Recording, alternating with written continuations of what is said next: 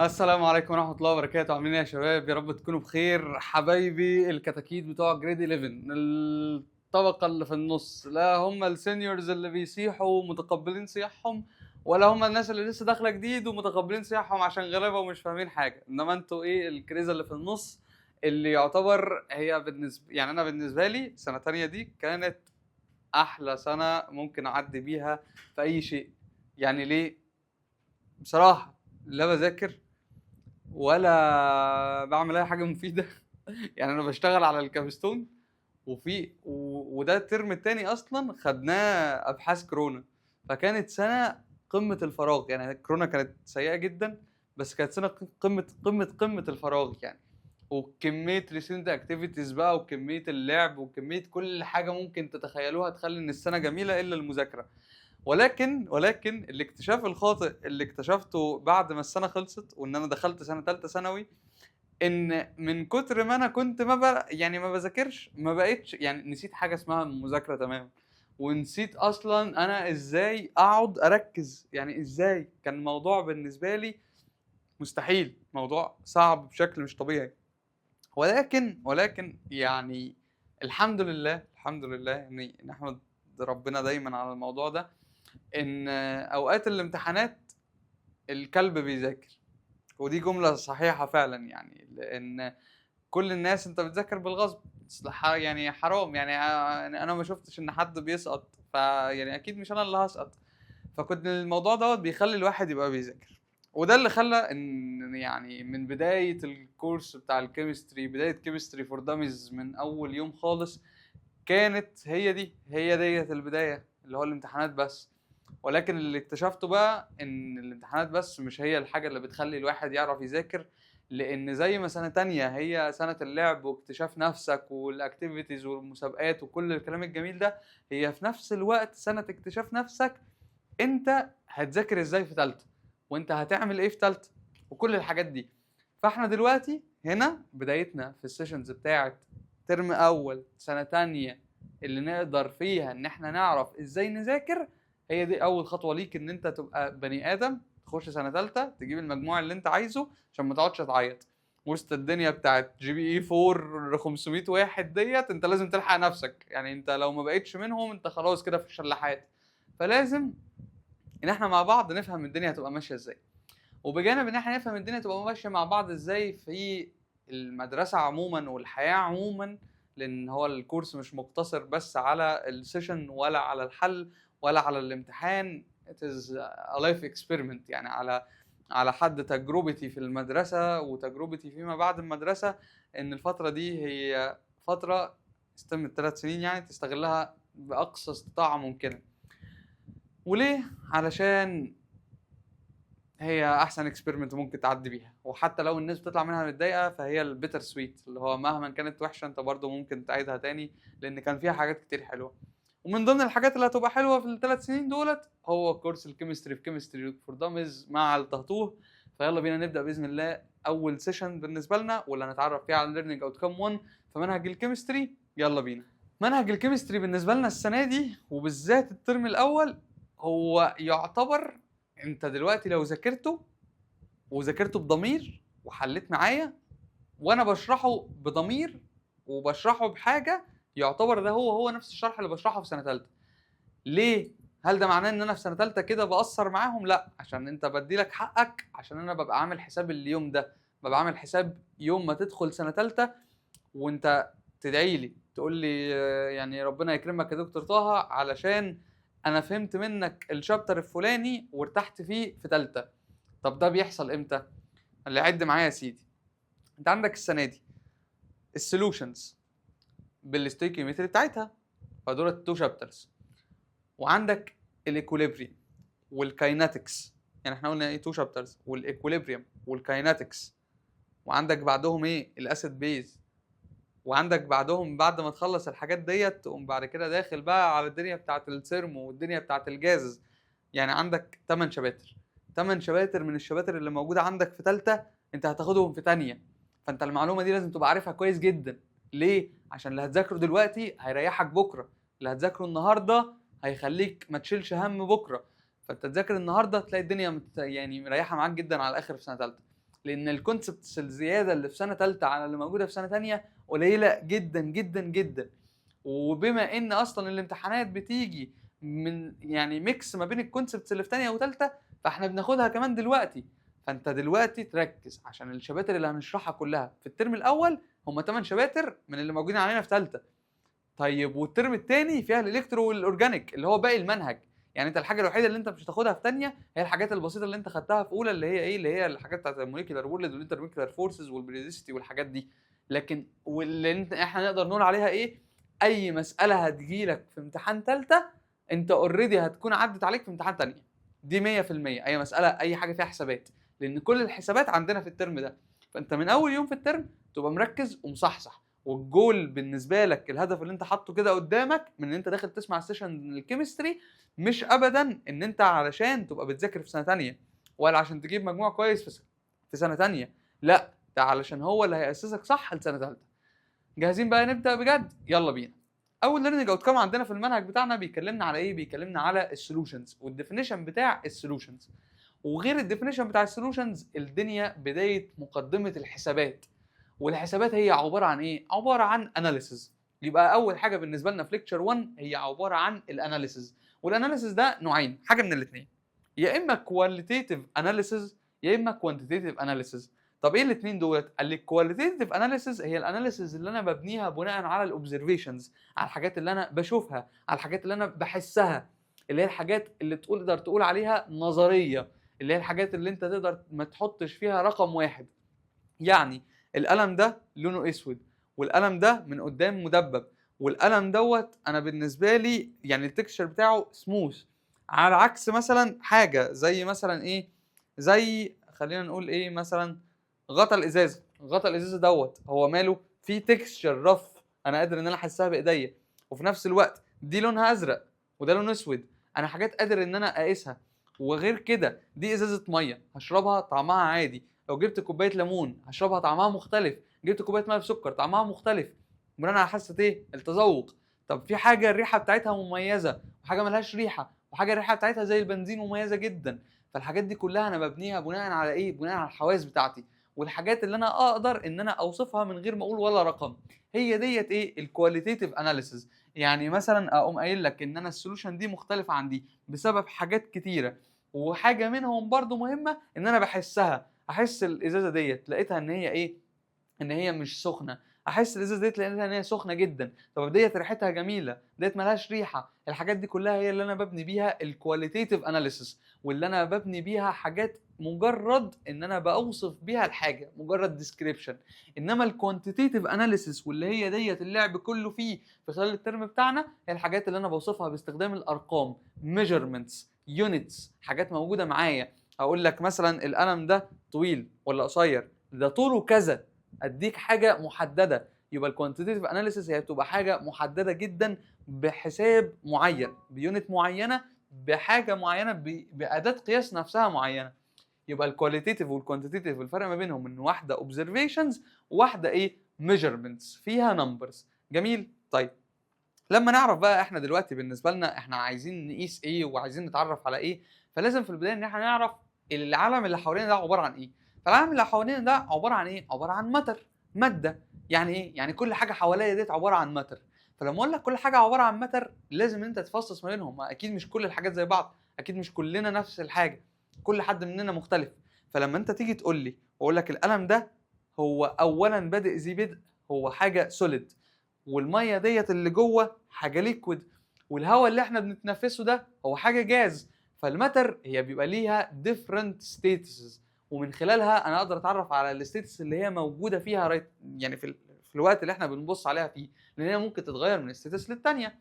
وبجانب الستيتس اللي هو الكلام البسيط بتاع زمان خالص، اقدر دلوقتي برضو ان انا اقول لك حاجه تاني، ان الماتر هي عباره عن تركيبه من حاجات كتير، تركيبه من كومباوندز كتير كده على بعضها، او ان هي تبقى مجرد كومباوند واحد. يعني برضو ازازه الميه ديت اللي هنفضل ماسكينها طول السيشن، هي ازازه ميه فيها ميه بس، سيبنا بقى من ميه معدنيه متفلتره ماليش دعوه، انا بتكلم عن ميه بيور. فديت ميه بس اقدر اقول عليها ان هي بيور سبستانس من الميه.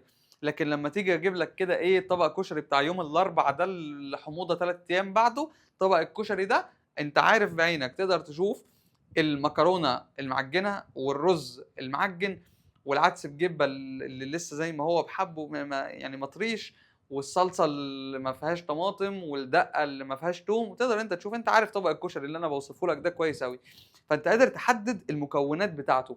فطالما انت قادر تحدد المكونات بتاعته يبقى ده ايه؟ ده كده حاجه خليط موجود قدامك، ميكستشر، ميكس ما بين حاجات مختلفه. لكن الميه بس ديت هي عباره عن حاجه بيور، ميه فقط.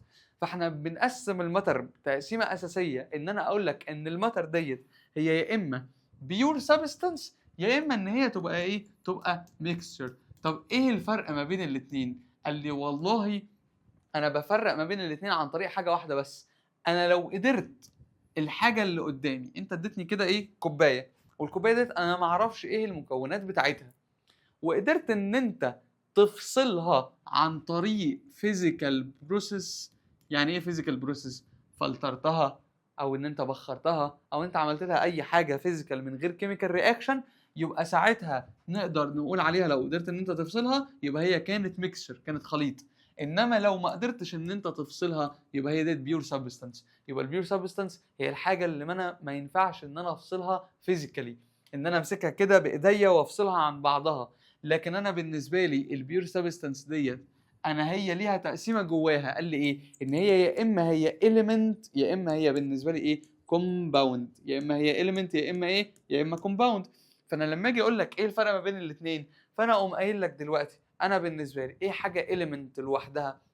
هقوم قايل لك حاجه اليمنت زي الاكسجين جاز. هو الاكسجين اللي في انبوبه اكسجين لوحده ده هو عباره عن ايه؟ عباره عن اكسجين فقط، مش ممزوج عليه اي حاجه خالص. فبالتالي هو دوت بيور سبستانس اليمنت. بيور سبستانس ايه؟ اليمنت. يبقى دوت اللي هو المثال عليه اللي هو مين؟ زي الاكسجين او زي الهيدروجين. ما الهيدروجين بس دوت برضه هو عباره عن اليمنت. انما لما اجي اقول لك الميه اللي هي ال H2O ديت، لو انا عندي ازازه الميه دي اللي قلت لك ان هي بيور سبستانس قدام عينيك اهي، ديت تقول لي عليها ايه؟ ديت تقوم انت قايل لي عليها ان هي بالنسبه لي هي بيور سبستانس ولكن كومباوند الميه. كومباوند ايه؟ كومباوند الميه. طب انا لو اديت لك اي حاجه، اديت لك كده كوبايه وانت ما تعرفش ديت اليمنت ولا كومباوند، انت تقدر تفصلهم ازاي؟ ما انا ما ينفعش افصلهم فيزيكالي. قال لي لو انا اجي واسال نفسي سؤال، هو انا اقدر افصل ما بينهم كيميكالي عن طريق استخدام كيميكال بروسيس ادخلها في كيميكال رياكشن؟ لو فصلت ما بينهم يبقى هي كده ايه؟ كومباوند. ولو ما فصلتش يبقى هي اليمنت. طب ازاي؟ قال لي ما انا الاكسجين ده هينفع افصصه؟ حد هيجي يقول لي يا دكتور انا كنت بذاكر كيمستري وعارف ان الاكسجين ديت هي اكسجين 2، يعني ممكن تتقسم لاكسجينيه واكسجينيه. ما هي ستيل برضه فضلت زي ما هي ايه؟ اكسجين. هو اتغيرت الصوره بتاعتها ولكن هي اكسجين. غيرتها، فصصت الاكسجين ده يعني زي ما بقول في فيديوز تانية حبيتين بسله.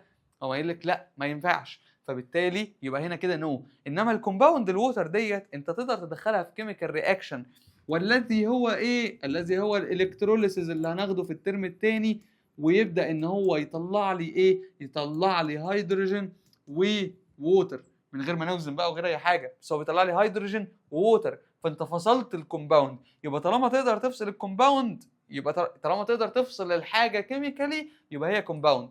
لكن لو ما تقدرش يبقى هي ايه؟ بيور سبستانس اليمنت. لو تقدر يبقى بيور سبستانس كومباوند. طب ولو انت ما ده في حاله ان انت ما تقدرش تفصلها فيزيكالي. طب ولو قدرت تفصلها فيزيكالي يبقى هي ايه؟ ميكستشر. طب تعالى نعرف ايه الميكستشر. قال لي حلو، الميكستشرز بقى هي نوعين، يا اما هوموجينوس ميكستشر يا اما بالنسبه لي ايه؟ هيتروجينوس ميكستشر. طب ايه الفرق ما بينهم؟ قال لي الهوموجينوس ميكستشر ديت هي اللي انت تشوفها بعينك وما تقدرش ان انت تفصلها.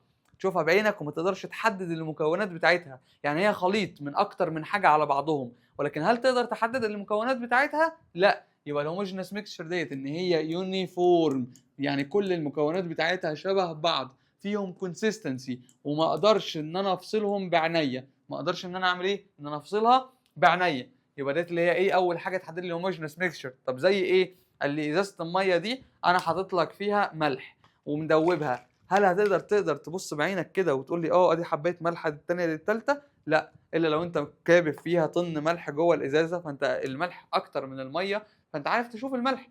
لكن غير كده هل هتقدر تشوف الملح بعينك؟ لا، مش هتقدر تشوف الملح بعينك. فبالتالي انت هنا طالما مش قادر ان انت تشوف الحاجه بعينك يبقى هي هوموجينوس ميكستشر. يعني زي مين؟ زي لما تضيف الملح اللي هو ال NaCl على مين؟ على الميه اللي هي مين؟ الووتر. يبقى دوت اللي هو مين؟ اللي هي الهوموجينس ميكشر. طب الهيتروجينس ميكشر ديت اللي هي ايه؟ اللي هي طبق الكشري يا باشا. طبق الكشري دوت اللي انت بعينك قادر ان انت تفصل، وانت شايف بعينك ان المكونات بتاعته غير بعض. البيتزايه، هل البيتزايه كلها عباره عن شريحه جبنه رومي؟ لا، هي البيتزايه كلها كل حته فيها شكلها مختلف، واحده نابوليتان وكده تبقى فجره. قال لي بالنسبه لي الهيتروجينس ميكشر ديت هي عباره عن ايه؟ ان انا اقدر ان انا احدد المكونات بتاعتها بعينيا، وان هي المكونات نفسها مش شبه بعضها، وانا قادر افصص كل حاجه واشاور عليها، فهي تبقى ايه؟ نوت يونيفورم. زي مين؟ زي طبق الكشري بتاع المطبخ بتاعنا يوم الاربعاء. انا ما اعرفش الجدول اتغير ولا لا، بس هي كانت معروفه كل اربع كده ايه على طول كشري. تقريبا دي حموضه الكشري يعني من 7 سنين، فيا خير. طب احنا اتكلمنا على الميكسشرز وقلنا ايه الفرق ما بين الهوموجينس والهيتروجينس. هل عندي تقسيمه تانية؟ قال لي اه. قال لي عندي تقسيمه تانية بس في العالم بتاع ايه؟ الكشري ده حاجه سوليد، يعني كلهم سوليدز في بعض. قال لي لما اجي اتكلم على حاجه هي عامله زي الميه بملح، والميه بملح ديت لسه قايل لك ان هي هوموجينس ميكسشر. قال لي طيب انا لو خليتها بدل ميه بملح خليتها ميه بايه مثلا؟ قول خليتها ميه بايه؟ خليتها ميه بسكر، او ان انا خليتها ميه برمله، او ان انا خليتها ميه بايا كان. كل حاجه من دول هتختلف عن التانية. تختلف عن بعض في ايه بقى؟ قال تختلف عن بعض في المسميات، وتختلف عن بعض في البروبرتيز، وتختلف عن بعض في الحجم بتاع البارتكلز نفسها. ثم قايل لي يعني ايه الحجم بتاع البارتكلز نفسها؟ او انا قايل لك هو انت لو جبت ميه وحطيت فيها ملح، حته الملح الصغيره اللي هي الموليكيول من ال NaCl صغيره جدا جدا جدا، لدرجه ان هي لما بتدوب في الميه بتبقى اقل من 1 نانومتر. يعني ايه نانومتر؟ يعني 10 باور نيجاتيف 9 متر. يعني ايه دوت؟ ده اللي هو الديامتر بتاعها صغيره جدا جدا جدا جدا جدا. فبالتالي انا ما اقدرش اشوفها بعينيا، وما اقدرش حتى ان انا قلت لك ايه، انا ما اقدرش ان انا اشوفها بعينيا، ولا اقدر ان انا اشوفها لو جبت ميكروسكوب وبصيت على الميه بملح ديت، ما اقدرش اشوفها.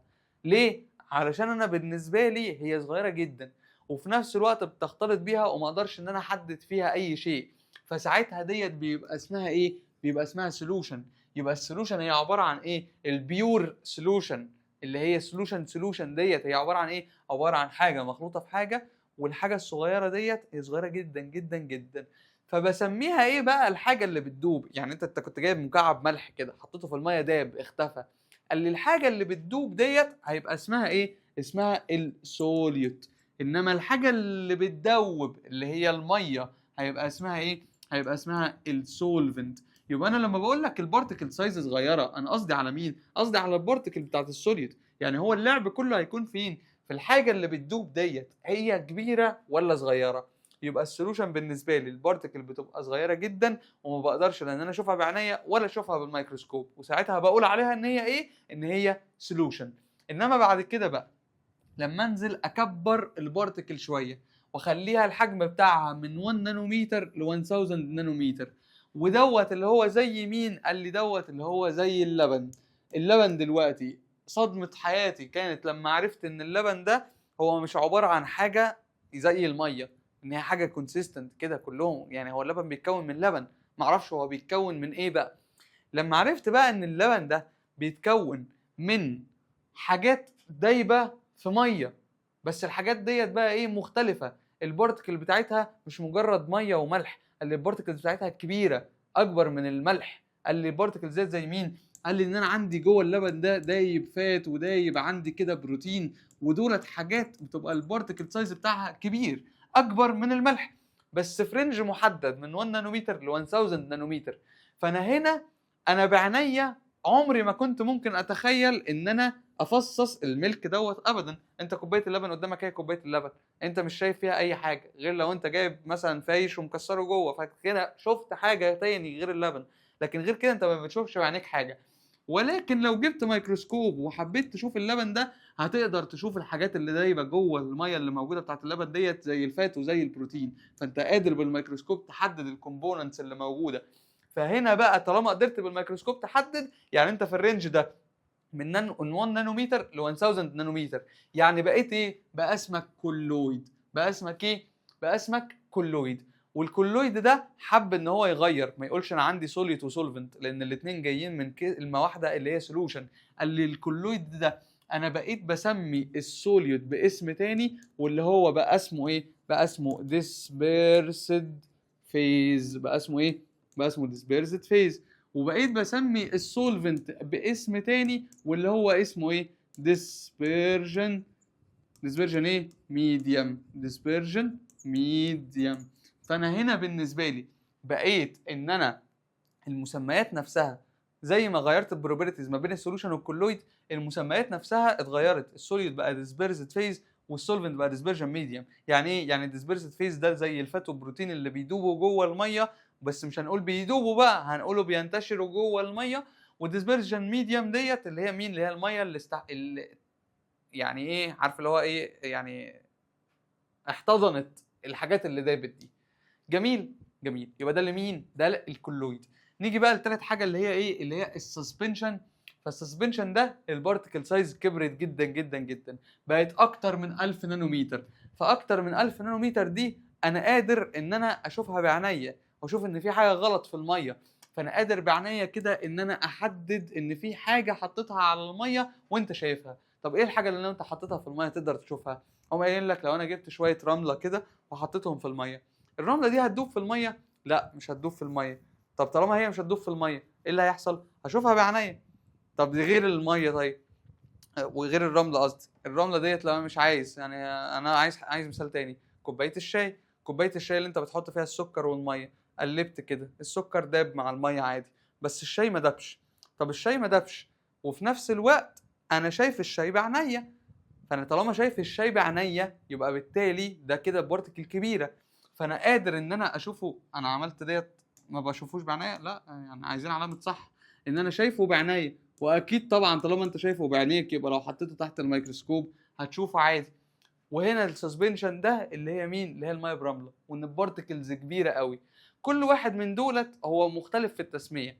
بس لما انا اجيب لك دلوقتي 3 ازايز جنب بعض والتلاتة شبه بعض، ولكن كل واحده منهم ببروبرتي مختلفه، فطالما هي كل واحده ببروبرتي مختلفه يبقى في الحاله ديت انت دلوقتي تفرق ما بينهم ازاي؟ قال لي عندي حاجتين بفرق ما بينهم وما بين التلاتة بدون الحوجه لميكروسكوب ولا بعنايه ولا الكلام ده.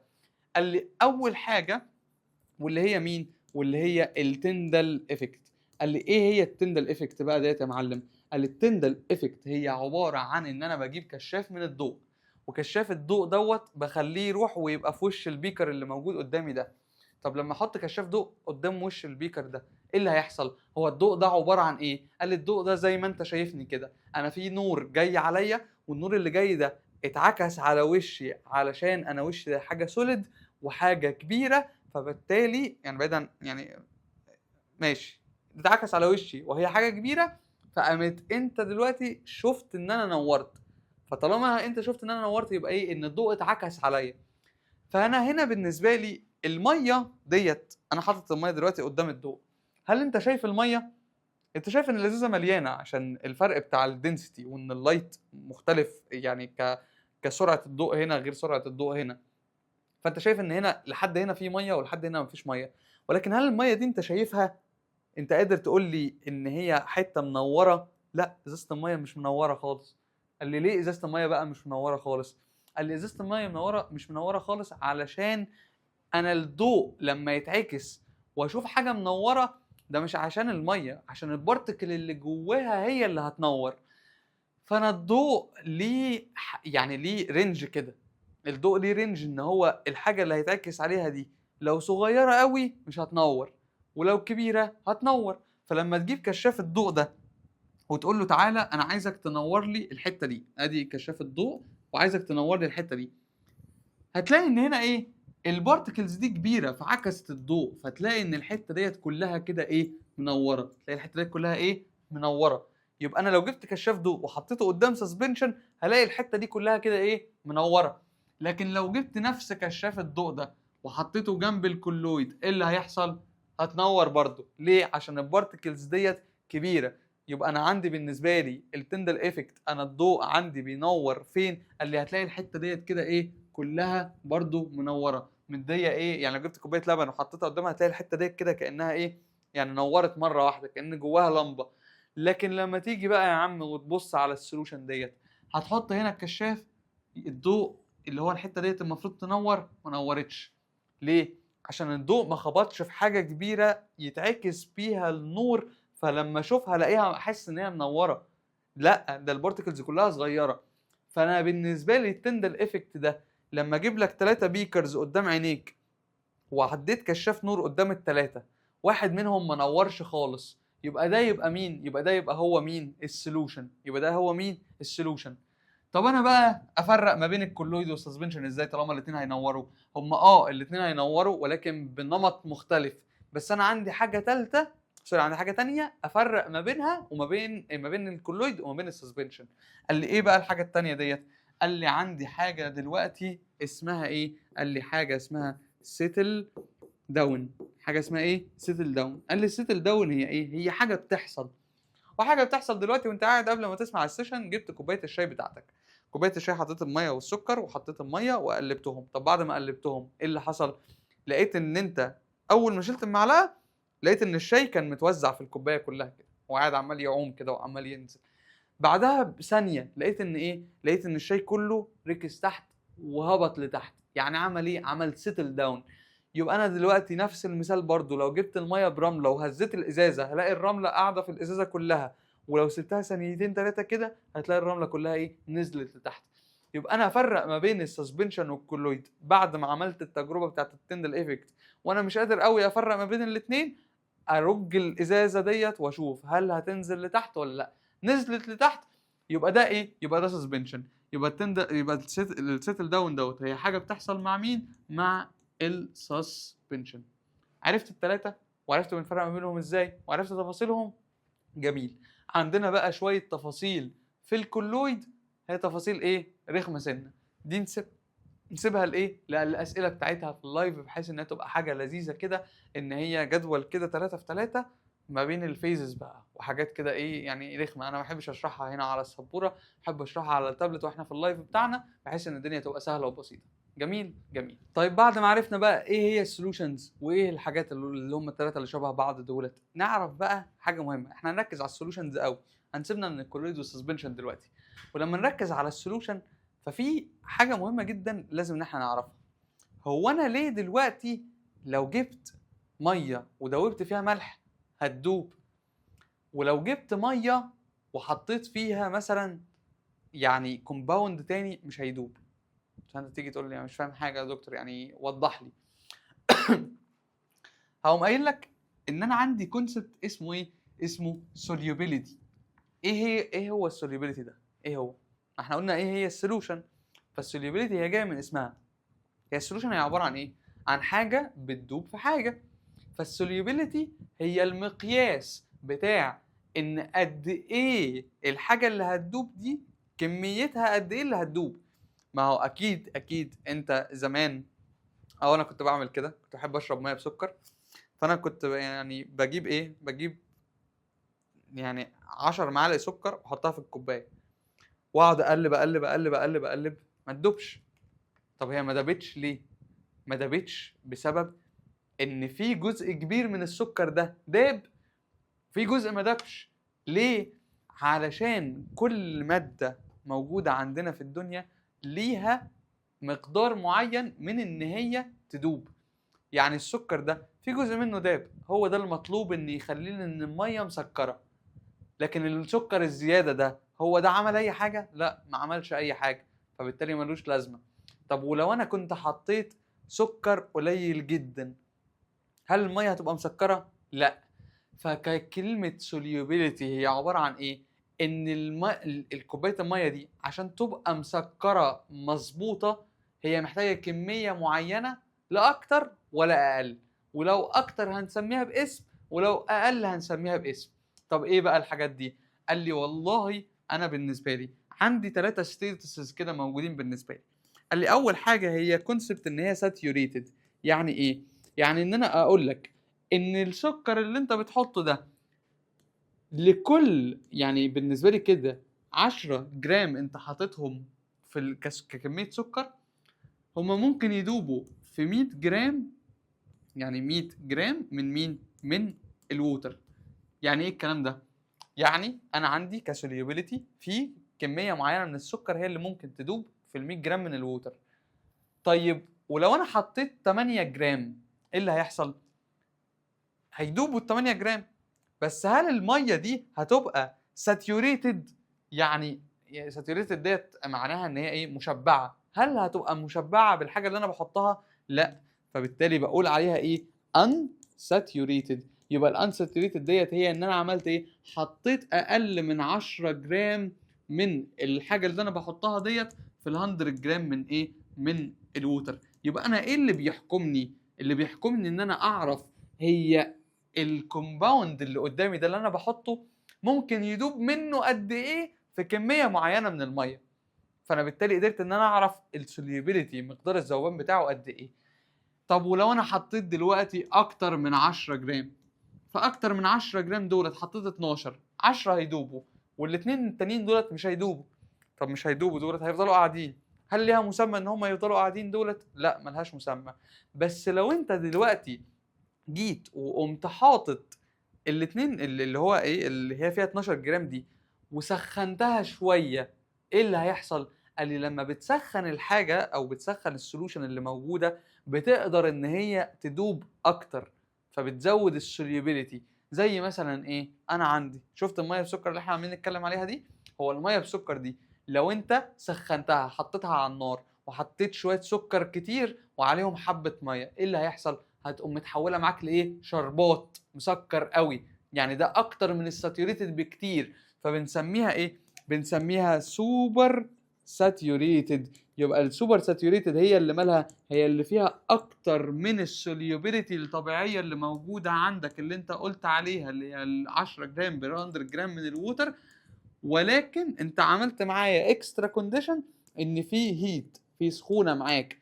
فالسخونه دي زودت القابليه بتاعه الميه ان هي تاخد عليها شويه سكر ايه اكتر.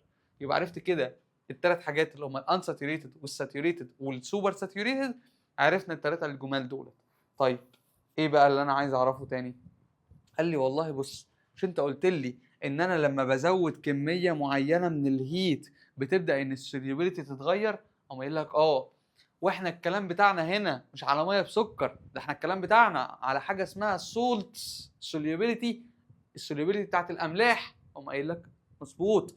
يبقى انا دلوقتي لازم اعرف كل ملح انا هحطه في الميه. يعني ايه كل ملح؟ ما كلمه ملح دي مش هو كيس الملح اللي موجود في البيت بس، ولا ملح الهيمالايا، ولا ملح تل العمارنة. انا بالنسبه لي الملح بالنسبه لي هو عباره عن ايه؟ هو عباره عن الايونيك كومباوندز اللي بتتكون من ميتال ونون ميتال، هو ده اللي بسميه سولت. يبقى السولت ده هو مصطلح بيطلق عليه على الايونيك كومباوندز اللي هي عباره عن ايه؟ ميتال ماسك مع نون ميتال. فبالتالي زي ما انت قلت لي ان انا لما بزود هيت الحاجه بتتاثر، طب لما اقلل هيت ايه اللي هيحصل؟ طب هو القاعده دي بتمشي على كل السولتس؟ لا. عشان كده بقى عندنا حاجه اسمها ايه؟ solubility curves. والsolubility curves ديت هي عباره عن ايه؟ هو الكيرف اللي قدامك ده مفيش غيره. الكيرف اللي قدامك دوت هو عباره عن ايه؟ الريليشن ما بين السوليوبيليتي والتمبريتشر. هنا السوليوبيليتي بيقول لك ان انت في كام جرام من السولت هيدوب ان ايه؟ ان 100 جرام من الووتر. وهنا التمبريتشر عماله تزيد. تعال نمسك يا عم ايه؟ ملح الاكل اللي موجود معانا اللي هو ال NaCl اللي موجود عندنا في كل بيت. هنا قال لي ايه؟ ان لما التمبريتشر كانت زيرو هو في منه تقريبا 34 جرام من الملح ده دايب جوه ال 100 جرام من الووتر. تمشي تمشي تمشي تمشي تمشي تمشي لحد لما التمبريتشر توصل ل 100 وتبقى الميه بتغلي، تلاقي ان في زادت سنه 40 جرام من الملح ده بقى بيدوب. يبقى بالتالي ايه اللي حصل؟ انا لما زودت التمبريتشر الملح بقى بيدوب اكتر. بس احنا مش عايزين بقى نقول الكلمه دي، احنا هنقول ان احنا الميه بقت عندها قدره اكبر ان هي تمتص الملح اللي موجود ده. يعني الملح ده كل لما التمبريتشر بتاعه الميه تعلى كل لما ايه؟ كل لما هيدوب اكتر. جميل جميل. بس هو ما دابش قوي يا دكتور. ما انا عارف ان هو ما دابش قوي، لكن بص مثلا على ده. الكي ان او 3 الاخضر ده، ولا هنا الكي 2 سي ار 2 او 7، ولا الكي سي ال او 3. بص لما التمبريتشر بتعلى ايه اللي بيحصل السوليبيليتي. يعني مثلا الكي ان او 3 اللي بالاخضر ده عند الزيرو كان ب 12، وهنا مثلا كده عند الايه دوت فين، تنزل كده عند ال 50 تلاقي عند ال 50 وصل ان هو بقى بكام؟ او انا قايل لك عند ال 50 لقيت ان هو بقى 90 جرام دايبين. يبقى انا التمبريتشر لما عليت من 0 ل 50 كان دايب 12، بعد كده بقى داب 90. يعني كميه كبيره قدرت ان هي تدوب اكتر كل ما زودت التمبريتشر. يعني هل ده معناه ان دايما كل ما تزود التمبريتشر كل لما السوليبيليتي هتزيد معاك برضو؟ او قايل لك ايه، لا مش لازم. ليه؟ بص على الحزين ده، ال Ce2SO4 باي 3 دوت كان ايه؟ ده كان عند الزيرو دايب تقريبا 18، ولما نزل لحد مين؟ لحد ال 30 بقى كام؟ بقى تقريبا 5. ايه ده؟ يعني انا كده دلوقتي ممكن ان انا ازود التمبريتشر والحاجه ما تدوبش؟ هم يقول لك اه عادي، كل رول ليها اكسبشنز. طب انا عليا ان انا احفظ ده؟ لا، انا عليا ان انا كل حاجه تيجي قدامي ليها علاقه بالجدول اقدر ان انا اتعلمها واعرف الاسئله بتاعته بتيجي ازاي. طب تعالى نعرف، بس قبل ما نعرف نكتب اللي اتعلمناه لحد دلوقتي. ان انا بالنسبه لي ان sometimes، او هقول لك ايه mostly ايه اللي بيحصل؟ ان السوليبيليتي بتزيد مع زياده الايه التمبريتشر. يعني ان لما ده بيزيد ده بيزيد، ولكن في اكسبشنز ان ممكن ده ما يحصلش. زي مين؟ زي ما قلنا في السي 2 اس او 4 باي 3. طب انا احفظ دوت المثال ده؟ لا، اي سؤال هيجي لك كسوليبيليتي كيرف هيجي لك بالكيرف ده. طب هي ايه الاسئله اللي بتيجي فيه اصلا؟ قال لي والله الاسئله اللي بتيجي فيه ان هو يقول لي انا همسك مثلا مين؟ همسك الكي سي ال ده. لما كانت التمبريتشر ب 10 كان دايب 30 جرام. هو مش هيقول لك كل المعلومات دي، هو هيقول لك حاجه واحده: احسب لي انت الكي سي ال ده قدر قد ايه منه اكتر ان هو يدوب لما غيرت التمبريتشر من 10 لحد كام هنا؟ لحد 70. يبقى من 10 لحد 70 لحد النقطه دي في كام جرام من الكي سي ال زياده داب؟ فانت تقوم قايل لي هنا كان 30 هنا كان 50، يبقى الزياده اللي دابه 20 جرام من الكي سي ال كسوليبيليتي زادت لما زودت التمبريتشر من 10 سليزيوس لحد كام؟ لحد 70 سليزيوس. يبقى هو ده المطلوب، وهي دي الاسئله اللي بتيجي. طب هي دي الاسئله بس؟ لا، مش هي دي الاسئله بس. قال لي امال ايه؟ قال لي انا ممكن يجي لي بسؤال تاني. قال لي ايه اللي ممكن يجي لي بسؤال تاني؟ قال لي ان انا ممكن اقوم قايل لك دلوقتي، شايف انت مشيتها لما زودت التمبريتشر، هقوم قايلها لك بلفظ تاني: هو انا لو قللت التمبريتشر من 70 ل 10 ايه اللي هيحصل؟ هتقول لي ما هو عند ال 70 كان دايب 50 جرام، لما رجعها لل 10 المفروض يبقى اللي دايب 30 جرام. طب ال 20 جرام اللي في النص دول هيحصل لهم ايه؟ هقوم قايل لك بدل ما هم كانوا دايبين هيتحولوا لسوليد تاني، وهقول عليها مصطلح هيقوم قايل لي هاو ميني جرام ويل كريستالايز، يعني ان هو يتجمد تاني من الكي سي ال لما ارجع من ال 70 لل 10. يبقى هي دي الاسئله اللي بتيجي يا كده يا كده. هيقول لك كام هيدوب اكتر، او السوليبيليتي هتزيد تبقى قد ايه، يا اما ان هو هيقول لك ايه؟ هيقول لك كام هيحصل له كريستاليزيشن ويترسب عندك في السوليوشن اللي موجوده. عرفت السوليبيليتي كيرف؟ جميل. يبقى دي السوليبيليتي بتاعت ايه؟ بتاعت السولتس اللي بتدوب جوه الميه في المثال ده. طب هل ده معناه ان ممكن يجي لي حاجه غير ميه؟ اهو بدل ما اكتب لك H2O هكتب لك بنزين، هكتب لك فاهم قطران، هكتب لك اي حاجه. الحاجه اللي انا هكتبها هنا ديت انا مش هتفرق معايا. ليه؟ انا ليه دعوه بالكيرف؟ ادي الجراف اللي قدامي اهو، هو ده اللي انا ابص فيه واركز فيه، لان انا مش عايز حاجه تانية غير كده. جميل جميل. ندخل على اللي بعده، يلا بينا على اللي بعده. نيجي بقى نتكلم على حاجه غير اللي احنا اتكلمنا عليهم في اللي فاتوا. نفس الاسم solubility، بس هنا ايه؟ جاز السوليبيليتي. طب ايه بقى جاز السوليبيليتي دي؟ جاز السوليبيليتي دي هي كونسبت مختلف عن السولوشنز سوليبيليتي. هو ايه هي الجاز السوليبيليتي؟ يعني الجاز ده يبقى قد ايه في بعض؟ لا، مش ده يبقى قد ايه في بعض، الجاز دايب قد ايه جوه الليكويد. طب هو ايه الجاز اللي دايب جوه الليكويد؟ هي الكنزايه اللي قدامك، او الكنزايه اللي انت بتطلع اي وقت تجيبها، الكربونيتد درينكس. ايه هي الكربونيتد درينكس ديت؟ هي الكربونيتد درينكس ديت عباره عن ايه؟ الميه الغازيه، اللي هي ايه؟ اللي هي ميه فيها غاز. طب يعني ايه؟ مش فاهم يعني ايه. هو انت دلوقتي لما تيجي وتقوم باصص على الكنزايه اللي قدامك دي، مش انت اول ما تفتحها ليه؟ في جاز بيهرب. غير الفس وان الجاز بيهرب، انت لما بتشربها انت بتحس ان انت فاهم انت بتشرب ميه وفي فاهم كور غاز كده عماله تنزل في زورك. طيب ايه بقى الجاز السوليبيليتي؟ انا مهتم بيها من ناحيه ايه؟ مهتم بيها من ناحيه ان انا اعرف هي بتتاثر بايه. مش انا قلت لك من شويه السولت السوليبيليتي بتتاثر بالتمبريتشر؟ ما يقول لك مظبوط. الجاز السوليبيليتي بقى بتتاثر بحاجتين، التمبريتشر والبريشر، الضغط. تقوم قايل لي طب فهمني ازاي؟ او قايل لك هي الكنزايه اللي انت بتجيبها دي هي مش بتبقى مكبوسه؟ بتبقى مكبوسه ومضغوطه ليه؟ عشان تخليها غازيه اكتر. طيب ماشي. طب برضه مش فاهم ليه. اقول لك مش انت اول ما بتفتحها كده بتعمل فس وبتطلع؟ طب بتعمل فس وبتطلع ليه؟ بتعمل فس وبتطلع علشان الغاز اللي بره ده هو كانت مكبوته جوه، والضغط جوه عالي، وضغط الهواء بالنسبه لها اللي احنا عايشين فيه ده قليل.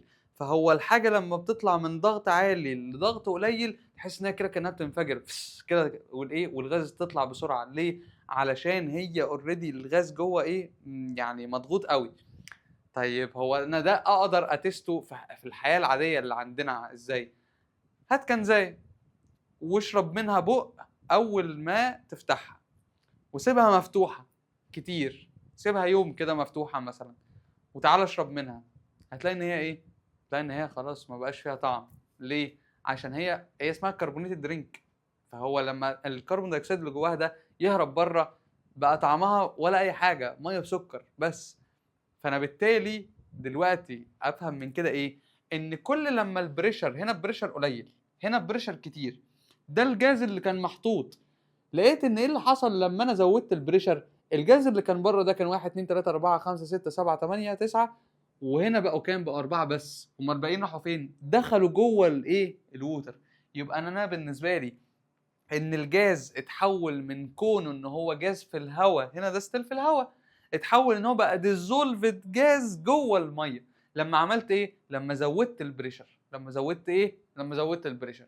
وده خلالي ان انا اطلع بقانون كده حد عمله اسمه هنريز لو. قال لي هنريز لو دوت هو عباره عن قال لي عباره عن ان انت لو عايز تعرف السوليبيليتي بتاعه الجاز فانت عندك حاجه. قال لي اسمها قال لي قانون ان السوليبيليتي ايكوال الكي اللي هو هنريز كونستانت تايمز البريشر بتاع الجاز اللي انت ضغطته ده. يعني انا لو ضغطت كنزايه عند بريشر 1 اي تي ام اللي هو الهواء العادي، هل هتبقى زي لما اضغط الكنزايه ديت عند 10 اي تي ام اللي هو 10 اضعاف الضغط بتاع الجو الطبيعي؟ ابدا لا. ده اللي هتبقى ال10 اضعاف دي هتبقى كنزايه فاهم تشربها انت خلاص، انت ما يعني احلى كنزايه شربتها في حياتك. والرقم ده يعني مش رقم هين، يعني بقوله كده لاجل لاجل الاكزامبل. ولكن بالفعل انت كل ما تزود البريشر كل ما السوليبيليتي هتزيد، وكل ما السوليبيليتي هتزيد كل لما الميه الغازيه دي تبقى غازيه اكتر وتبقى احسن. طب تعالى بقى ان احنا عرفنا البريشر وعرفنا الجدول وعرفنا القانون بتاعه، ندخل على على التمبريتشر. بس ملهاش قانون، هي ليها حاجه واحده بس. ايه هي؟ قال لي ليها ان انا اعرف هي بتزيد ولا بتقل. فانت جرب. اعمل يا سيدي؟ اشرب كنزايه ساقعه تلج واشرب كنزايه سخنه. الكنزايه السخنه ولا كأن اصلا انت بتشرب كنزايه، بص بايظه خالص. والكنزايه الساقعه ديت بتبقى بيرفكت. طب انا اعرف من ده قال لي ان انا كل لما بزود التمبريتشر، يعني انا يعني هنا ديت التمبريتشر هنا قليله وهنا زادت. هنا التمبريتشر لما زادت ايه اللي حصل؟ شايف الكور البيضاء اللي موجوده هنا دي وشايف الكور اللي موجوده بيضاء هنا ديت، انهي فيهم اكتر؟ قال لي ده كور بيضاء اكتر يبقى هي غازيه اكتر. لا، ما انا ما يهمنيش الغاز اللي بره الليكويد، انا اللي يهمني ان الجاز اللي جوه الليكويد السوليبل جاز اللي موجود جوه الكنزايه يبقى هو اللي اكتر. فنفهم من كده ان انا كل لما ازود التمبريتشر، يعني هنا كده كل لما ازود التمبريتشر الاقي ان السوليبيليتي بتاعت الجاز اللي موجود جوه الكنزايه ديت مالها بيبدا ان هو يقل. عشان كده انت لو عايز فعلا تشرب ميه مش غازيه افتحها وحطها تحت الشمس كده، خلاص كده انت بوظت الكنزايه. فادي ديت اللي هي الجاز السوليبيليتي. طب مثال تاني يجي قدامنا على حاجه زي كده؟ مش عارف انتوا يعني عشتوا الحاجه ديت ولا لا، بس كان حصل في فتره كده ترند ان ان السمك بيموت. السمك بيموت اللي جنب المصانع. طب ليه السمك اللي جنب المصانع ده بيموت؟ قالوا عشان ما بيتنفسش. ما هي معروفه السمك بيتنفس من البحر عادي من الخياشيم بتاعته. قال لا، ما هو بيتنفس من الديزولفد اكسجين اللي دايب جوه الميه، والديزولفد اكسجين اللي دايب جوه الميه ده بيقل، والاكسجين عمال يطلع بره الميه. طب ليه الاكسجين بيطلع بره الميه؟ قال لي عشان المصانع دي بتنزل في البحر ميه سخنه جدا، فالميه السخنه تخلي الديزولفد اكسجين اللي في البحر يقل ويطلع بره في الهواء، فالسمك ما يلاقيش اكسجين يتنفسه. يا سبحان الله، والله بجد يعني انا ما عرفتش التفسير العلمي بتاع الموضوع ده غير لما دخلت المدرسه. هو الموضوع ده كان ترند زمان، يعني حوار ان المصانع والسمك بيموتوا وبتاع وكده، ولكن فعلا انت كل ما تزود تمبريتشر كل ما الاكسجين اللي دايب واي جاز دايب عموما يبدا ان هو ايه، يطلع لبره. عرفنا كده الجاز سوليبيليتي، وعرفنا السوليبيليتي عموما زي الفل. نعمل ايه؟ خش على اللي بعده. بما ان انا دخلت على طول في الكونسبتس بتاعه السيشن ودخلنا سخنين كده وما شرحناش احنا السيستم بتاعنا هيبقى ماشي ازاي، فجه الوقت ان انا اشرح لك دلوقتي السيستم بتاعنا ماشي ازاي. زي ما انت شفت احنا في البارت اللي فات دوت هو كله بي دي اف واحد. البي دي اف دوت انا هبقى ابعته لك، هو ده الحاجه اللي انت دايما ترجع لها. ليه؟ دايما انا كان بيبقى بالنسبه لي في معضله كبيره ما بين ان انا اخلي النوتس بتاعت السيشن تبقى هي منظمه، وفي نفس الوقت ان انت يبقى معاك حاجه بتذاكر منها ورقيه قدامك، وفي نفس الوقت ان انت الحاجه الورقيه ديت تبقى منظمه فيها الاسئله وفيها الشرح وفيها كل حاجه. وانا بالنسبه لي انا اكتر حاجه دايما بشوفها ان هي الاساسيه، ان الشرح مش معتمد بس على الورق، هو معتمد كمان على الكلام اللي انا بقوله والكلام اللي انا فاهمه. فان انا اعمل لك equation balanced ما بين ان انت الفايل اللي قدامك ده انت بمجرد ما هتبص فيه هو ده الفايل اللي انت سمعت عليه السيشن، هو ده الفايل اللي انا كاتب لك فيه النوتس، وهو ده الفايل اللي انت عارف فيه انا قلت ايه بالظبط، وبمجرد ما هتقرا السطر ده هتفتكر صوتي وانا بشرح الحاجه دي. فهي ده النظام بتاعنا السنه دي، ان انت كل حاجه موجوده معاك كفايل، الفايل ده فيه كل حاجه، الشرح والاسئله والنوتس اللي انا بكتبها، واللي نقدر نقول عليه ده هو يا عم عايزه تسميه ده كتابك، عايز تسميه دي المذكره بتاعتك، عايز تسميه ايا كان. انا بالنسبه لي هو عباره عن حاجه واحده، هي الحاجه اللي انت لما تفتحها تفتكرني على طول، تفتكر الشرح. لان انا عارف انت هتنسى الشرح اللي انا بقوله دوت، هتفتكره وانت بتحل وتقول يا ريتني كنت رجعته بس عشان يعني في سؤال كده فلت مني. لكن دلوقتي مع الفايل دوت انت قادر ان انت تفتكر انا قلت ايه بالظبط، عشان انت دي حاجه يعني ساينس، ان انت اول لما بتشوف الحاجه اللي ربطت الذاكره، يعني انت السيشن دي ذاكرتها واتخزنت في الميموري. طب هي اتخزنت في الميموري، ايه اللي هيحصل دلوقتي؟ ابدا استرجع الميموري ديت ازاي؟ لما اشوف حاجه ريليتد بيها. فانت لما يبقى الفايل ده معاك وتيجي تراجع تفتح الفايل وتفتح النوتس اللي انت كاتبها وتحط الاثنين جنب بعض، انت كانك سمعت السيشن تاني في لحظتها في اقل من 10 دقائق لما تقرا الفايل. وده هو النظام بتاعنا. طب ايه النظام بقى بالتفصيل؟ ان احنا عندنا بعد كل جزء احنا بنشرحه في عندنا الكلاس شيت. ايه الكلاس شيت ده؟ هي الاسئله اللي انا بحلها معاك. طب يعني ليها مسمى وبتاع وشكل وبتاع وكده، انا منظمها لك عشان انت تفتكرها على طول. الكلاس شيت دي هي الاسئله اللي انا بحلها معاك، واللي هي بعد كل مجموعه كونسبتس صفحه او صفحتين او 3 او 4 على حسب الكونسبتس ايه هي، نقعد نطبق على الحاجات اللي احنا خدناها فاتت. فجاهزين بقى نكمل الدنيا؟ يلا بينا نبدأ في أول سؤال معانا في الكلاس شيت بتاعنا، واللي بيقول لي إيه؟ والأسئلة ديت هي يعني بالنسبة لي، يعني أنا حبيت إن يعني الكونسبتس اللي فاتت دي كلها يعني قابلني لو لقيت سؤال عليها مش دايركت، قابلني لو لقيت عليها سؤال يستاهل إن إحنا نقعد نحله، يستاهل إن أنت تفكر فيه. طب إحنا دلوقتي، طب ما يا دكتور ما إحنا الحاجة اللي إحنا نعرفها وحتى لو هي تافهه، وحتى لو اسئلتها تافهه بس ما نطبقش عليها هننساها. طيب يبقى نعمل ايه؟ يبقى نميكس الاسئله كده على بعضها ونخلي فيها حته تركايه على طول. والاسئله ديت هي انا مكريتها انا باي اي، حد يعني معلومه انا افتخر بيها. ليه او مش افتخر بيها، انا بقول لك ان انا ايه، مش بانكر المعلومه دي. ليه؟ لان انا بالنسبه لي انا عايز سؤال مش موجود في مش موجود في ولا تكست بوك ولا اي ويب سايت ولا اي حاجه. ليه؟ عشان الاسئله ديت الكونسبت سهله قوي. طب ما طالما سهله قوي يبقى نصعبها. هنصعبها في ايه؟ يا اما نلفها شويه، يا اما ان انا احط لك كلام كتير وانت تتوه وستيه، حاجات مختلفه. فنكتشف مع بعض طريقه الاسئله ديت، عشان في غالبيه الامتحانات اللي موجوده حاليا في حاجات كتيره بقت تتحط اي، فاحنا نبقى متعودين حتى على الشكل بتاع الاي بيبقى عامل ازاي بجانب الاسئله العاديه بتاعتنا. يلا بينا، يلا. اول حاجه pure substance versus mixture، بيقول لي ايه؟ a student receives 4 samples، عنده distilled water واير وبيور كبر وسولت ووتر. بيقول لي ايه بقى؟ the student claims that A B C، ال A وال B وال C are all pure substances because they look uniform. يبقى انا كده هحط خطوط، اي سؤال يجي قدامي هحط خطوط. الستودنت بيقول لي ان ال A وال B وال C كلهم pure substance all، بسبب ايه؟ بسبب ان هو look uniform. اعمل ايه؟ ابدا استجوب جوه دماغي كده، هو كانت الحاجه اللي بقول عليها بيور سبستانس هي كانت ايه؟ البيور سبستانس دي هي كانت يا اما اليمنت يا اما كومباوند. البيور سبستانس دي هي الحاجه اللي ما اقدرش افصلها فيزيكالي. طيب الوصف بتاعت ان هي يونيفورم دي كانت الوصف بتاع ايه؟ حوار يونيفورم ونون يونيفورم ده كان في طبق الكشري كوبايه الميه، يبقى ده في الميكستشرز الهوموجينس والهيتروجينس. حاسس ان الكلام ده فيه حاجه غلط. والاسئله الكونسبشوال اللي زي كده انت تبدا ان انت تقرا الاختيارات كلها. فبيقول لي which evaluation is correct؟ only A is pure substance because liquids can be pure substance. يعني ال A بس اللي هي distilled water، ال distilled ايه؟ distilled water اللي هي ايه؟ اللي هي الميه اللي هي البيور اللي ما فيهاش اي حاجه، هي pure substance. هي بيور سبستانس ماشي، الكومباوند اللي هو الووتر because الليكويدز كان بي بيور سبستانس. هو ما قاليش الليكويدز ماست بي بيور سبستانس، هو قال لي ليه كان بي بيور سبستانس. فهي جمله تيل ناو صح، بس هنحتاج نقراها تاني لو شفنا حاجه تانية صح. طب يقول لي A and C are pure substances و B and D are mixtures. تعال نشوف. ال A اللي هي الميه ديت قلنا ان هي بيور سبستانس. الاير ده كان ايه؟ ده كان ميكستشر من كذا جاز، فهو ده ميكستشر بس هوموجينس، فده ميكستشر ماشي. طب البيور كبر، هو كاتب لي بيور كبر، هو بيور اليمنت كبر، فهو ده بيور، قلنا اللي فوق ده بيور. طب السولت ووتر، الميه بملح، الميه المالحه ديت مالها؟ ديت ميكستشر.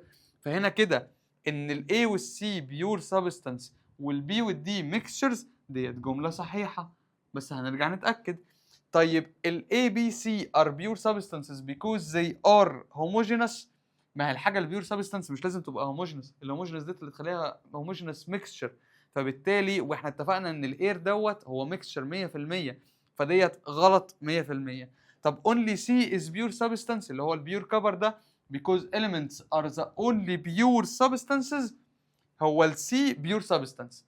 بس هل بسبب ان الاليمنتس هي البيور سبستانس؟ لا، ما انا قلت لك البيور سبستانس يا اما اليمنت يا اما كومباوند، فبالتالي هي ديت كده ايه؟ غلط. يبقى احنا محتاجين نقرا ايه؟ نقرا ايه وبي تاني. only A is pure because liquids can be pure substances. لا، ليه؟ نص الجمله دوت هو مش مفهوم. هو الليكويدز ممكن تبقى بيور سبستانسز، هي ممكن بس هل ده هو السبب؟ لا، مش هو ده السبب اللي يخليها لي ان هي تبقى بيور سبستانس. فبالتالي بما ان مش هو ده السبب، يبقى بالتالي ديت اقول عليها ان هي غلط وان انا اختار الانسر ايه؟ الانسر بي. بيقول لي هنا ايه بقى؟ experiment A B C D ماشي، وتمبريتشر 5 5 40 40، بريشر هاي لو هاي لو. جميل جميل. بيقول لي ان ده كربونيتد درينك. In which experiment should the drink retain the greatest amount of dissolved carbon dioxide؟ يعني انهي experiment هيقدر ان هو يحتفظ باكبر كميه من الديزولفد كربون دايوكسيد؟ يعني الجاز solubility، قلنا الجاز solubility ده ماله؟ نحفظها، كل ما تضغط كل ما تبقى تمام، وكل ما تسقع كل ما تبقى تمام. يبقى انا علشان يبقى عنده اعلى solubility فانا محتاج يبقى عندي اعلى بريشر، ومحتاج يبقى عندي اقل تمبريتشر. يبقى في الحاله دي انا عايز بريشر عالي، يبقى لو ديت لا ولو ديت لا. طب هنا تمبريتشر، هنا بريشر عالي وهنا بريشر عادي، نبص على التمبريتشر، هنا 5 وهنا 40، احنا قلنا عايزين ايه؟ نسقع، يبقى درجه الحراره تبقى قليله، يبقى انا عايز ال5 مع الهاي. يبقى انهي اكسبيرمنت هي اللي هتبقى فيها اكبر كميه من الديزولفد كربون دايوكسيد؟ الاكسبيرمنت ايه؟ الاكسبيرمنت ايه. جميل جميل.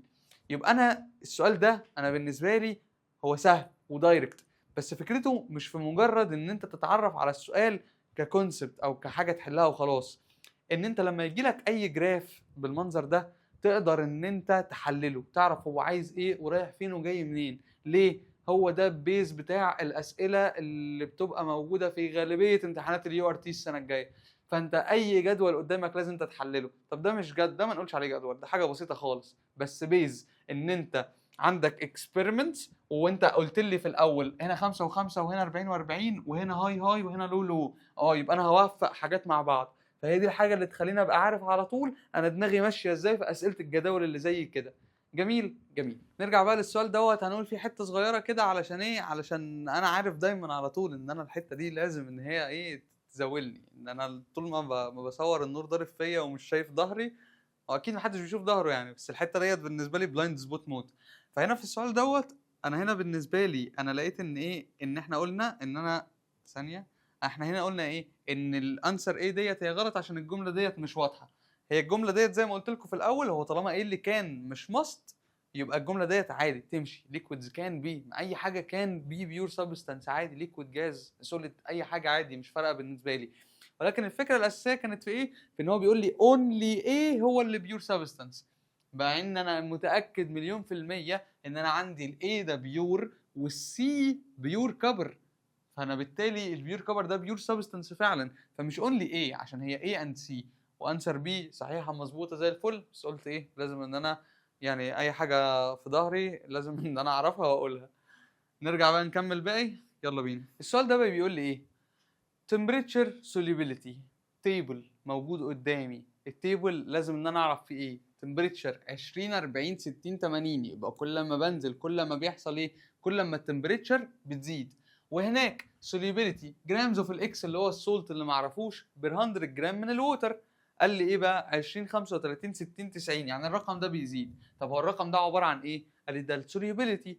يعني ايه؟ يعني السوليوبيليتي ديت لما التمبريتشر كانت عماله تزيد، السوليوبيليتي برضو مالها، السوليوبيليتي عماله تزيد. فبالتالي انا دلوقتي بقيت عارف ايه، بقيت عارف ان انا الجراف ده هو في سولت عادي من اللي قلنا عليهم ان هم موستلي انكريز السوليوبيليتي مع زياده التمبريتشر. فبالتالي انا الجراف ده تمام، انا فهمت التيبل دوت هو عامل ايه والدنيا كلها تمام. نعرف السؤال بقى. A student dissolves 50 جرام of X in 100 جرام of الووتر، عادي جرام of X في 100 جرام of water، بس 50 جرام. التمبريتشر ايه بقى؟ التمبريتشر 80 سيلسيوس ديجري and then cools the solution to 40، يعني نزل التمبريتشر من 80 ل 40، يعني التمبريتشر نزلها من 80 ل 40، يعني السوليبيليتي اللي كانت هناك ب 90 بقت ب 35. حلو، انا لحد دلوقتي قريت السؤال وفهمت كل حاجه. هو بيقول لي ايه what should happen بقى، all 50 جرام remain dissolved because the solution was initially unsaturated، يعني ال 50 جرام اللي حطهم دولت هيفضلوا dissolved عشان هو كان unsaturated. انا ما قلتلكش حاجه زي كده ومش هفاجئك بيها دلوقتي، بس نكمل. approximately 15 جرام crystallizes، يعني هيتجمدوا عشان قللنا التمبريتشر. ممكن 35 جرام crystallizes all 50 جرام crystallizes، يبقى نفهم بقى ايه اللي حصل. هو حط 50 جرام at ايه at 80، طب هو عند ال 80 تقدر تدوب لحد الكام؟ تقدر تدوب لحد ال 90، يعني ال 50 اللي انت حاططهم مقبوله يا معلم، فبالتالي هي كده كده ال 50 جرام اللي موجوده دي دايبه، يبقى ال 50 جرام at ال 80 ديت كانت كلها dissolved. نرجع بقى، ولما عمل كولينج ل 40 عند ال 40 تقدر تدوب لحد كام؟ تقدر تدوب لحد 35 35.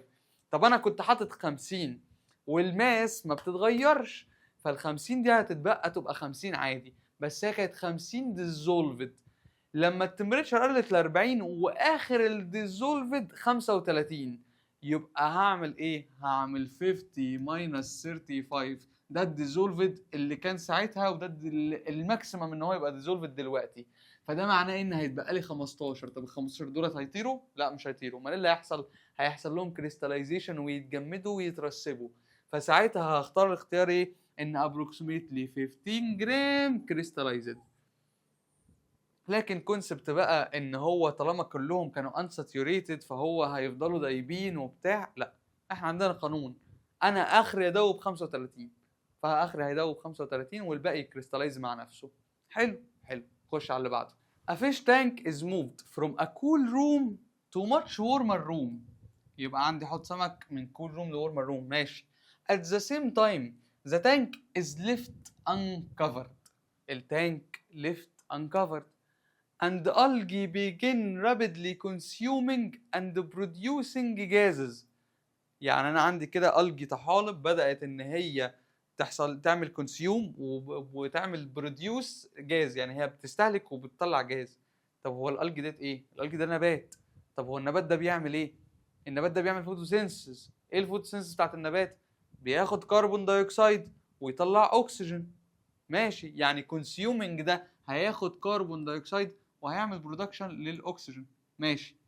during the day. ماشي، during the day هو بيأكد لي على ان دي الفوتوسينثيسيس. which statement is the best prediction؟ best prediction ليه؟ أكد لي اللي هيحصل. طيب نقرا كده. fish tank from cool to warmer. ها، فاكر السمك اللي كان بيموت من الميه السخنه بتاعت المصنع؟ يبقى كان بيموت ليه؟ عشان مفيش اكسجين. ليه مفيش اكسجين؟ عشان السخونه بتقلل الديزولفد اوكسجين. ماشي، استرجعت كده المعلومه. نقرا بقى بريدكشن. warming water generally increases oxygen solubility. واحده واحده. لما سخن الميه السوليوبيليتي بتاعت الاكسجين هتزيد. هو يعني ايه سوليوبيليتي الاكسجين هتزيد؟ يعني كميه الديزولفد اوكسجين اللي جوه الميه هتبدا ان هي تزيد. لا، ده احنا قلنا العكس. ما لو كانت زادت كان السمك اتنغنغ بقى وايه عايم في الاكسجين مش هيموت. يبقى الجمله ديت مالها خاطئه. طب ايه بقى ايها؟ سو دي او. ايه الدي او ده؟ مش سو دو، لا سو. الدي او ده اختصار للديزولفد اوكسجين. الديزولفد ايه؟ اوكسجين. must increase. الديزولفد اوكسجين هيزيد؟ لا، ده هيقل. هو ده اللي هيخلي السمك يموت، فبالتالي مش هي الانسر بتاعتي. طب بعد كده warming water generally decreases gas solubility. يعني ان انا لما اسخن الميه هقلل السوليوبيليتي. ماشي، ده اللي احنا لسه قايلين. طب نكمل الجمله. so maintaining adequate dissolved oxygen may become more difficult. maintaining adequate dissolved oxygen ديت معناها ايه؟ ان انا احافظ على كميه الاكسجين اللي السمك محتاج ان هو يتنفسه اللي هو الديزولفد. become more difficult هيبقى صعب. قال هيبقى صعب.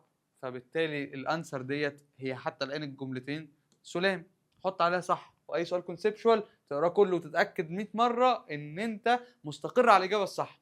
طيب opening the tank increases the solubility of all gases. يعني انا لما افتح التانك كده واخليه على الهواء الطلق، ايه اللي هيحصل بالنسبه لي؟ هيزود السوليبيليتي ولا هيقلل السوليبيليتي؟ فاحنا خلينا عقلانيين. يعني حوض السمك الضغط اللي جواه بالنسبه لي، يعني الضغط اللي جوه الميه دايما معروف ان هو بيبقى اكبر من الضغط اللي بره. يعني ان هو ضغط الميه دوت بيبقى عالي. طب ده حاجه، وانا مش بتاع سمك ولا عمري ربيت سمك. لو حد ربى سمك ممكن يبقى اعلم مني بكتير يعني. بس اللي انا متاكد ان انا لما بفتح الغطا، هو يعني كان عند خالي تقريبا زمان حوض سمك كده، كنا نحط الاكل ده من فوق. فلما بفتح الغطا المفروض لو ضغط الهواء الطبيعي كبير جدا بالنسبه لحوض السمك، كان الهواء اول لما يدخل كده حوض السمك يفرقع. بس ده ما حصلش. يبقى ده معناه ان الضغط اللي بره مش كبير قوي بالنسبه لحوض السمك. فلو كان الضغط كبير كنت هقول لك هيكبس على الجازز فيبدا ان السوليبيليتي تزيد. فالضغط مش كبير. وكلمه اول جازز دي اي سؤال كونسبشوال فيه اول او اونلي او نون او اي حاجه كده بتخوفني. فانا الانسر ديت كلها بالنسبه لي يعني مش حاسسها. فايه حط عليها خط كده، ايه مش نص اكسايه حتى الان. طب algae guarantees that dissolved oxygen will always remain high. هل الطحالب دي هتضمن ان الاكسجين هيفضل عالي؟ لا، مفيش حاجه تضمن لي كده، لان هو الصبح بس. طب انا بالليل اتنفس ايه؟ وغير كده هو انا بتنفس اكسجين من الديزولفد اللي في الميه؟ لا، انا بتنفس الاكسجين اللي في الهواء. طب والطحالب ديت بتتنفس انهي اكسجين؟ معرفش، بس هي تحت الميه برضه. فهي يعني حتى لو بتتنفس اكسجين ديزولفد فهي ستيل برضه بالنسبه لي في حاجه اساسيه. ايه هي؟ ان برضه يعني الاكسجين اللي بتتنفسه ده انا مش ضامن هو هيطلع قد ايه. ما ده الجي. ده احنا يعني ملايين البشر عايشين بسبب الشجر اللي موجود، وشجر وغابات هي اللي عامله لنا الاتموسفير بتاعنا ده كله. فحبه طحالب هم اللي هيعيشوا الدنيا؟ برضه مش حاسس. وغير كده هو قال لي ديورنج ذا داي بس نص اليوم، والاكسجين ده احنا بنقول ان هو عمال يخلص، فالسمك يتنفس الصبح ويموت بالليل ويصحى تاني؟ لا. فبالنسبه لي هي مش هيعمل جرانتي ان هو اولويز ريمين، برضو اولويز برضو ايه، برضو ترعبك كده، اولويز اول الاثنين دولت مرعبين. فايه، هنا لا هنا لا، انما الوحيده اللي جملتين صحاح وانت متاكد منهم مليون في الميه، وكمان حاطط لك مي، ف... فاللي هو ايه يعني، ما تخافش مفيش حاجه ترعبك. فهي ديت الايه، الانسر بتاعتنا. طيب احنا كده خلصنا ايه، خلصنا بارت 1 من الليكتشر بتاعتنا، اللي اتكلمنا فيها على الكونسبتس الخفيفه اللذيذه اللي نبدا ان احنا نفتح بيها المنهج. اتكلمت معاك انا وقلت لك على حاجات تعملها، ودي حاجات تخليك انت تحطها حلقه في ودنك وتمشي بيها وتستمتع بالسنه دي، لان زي ما هي اكتر سنه ممتعه بالنسبه لك في الثلاث سنين بتوع ستيم، هي اكتر سنه انت لازم تفهم نفسك فيها. وبعد ما تفهم نفسك فيها تفهم انت بتذاكر ازاي، عشان انت لو عملت الحاجتين دول صدقني هتبقى مرتاح جدا السنه الجايه وبعدها.